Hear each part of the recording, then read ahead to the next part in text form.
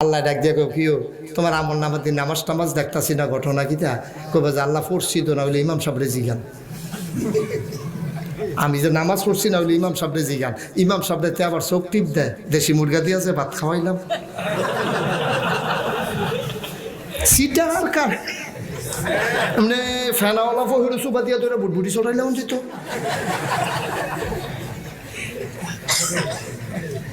ইমাম সাহেবতে আবার হুমকি দেয় হুজুর ওই যে দেশি মুরগি হুজুরে আবার কায়দা করে জবাব দেয় হুজুর যখন জিজ্ঞেসে হুজুর তাই দিয়ে আপনার সাক্ষী মানে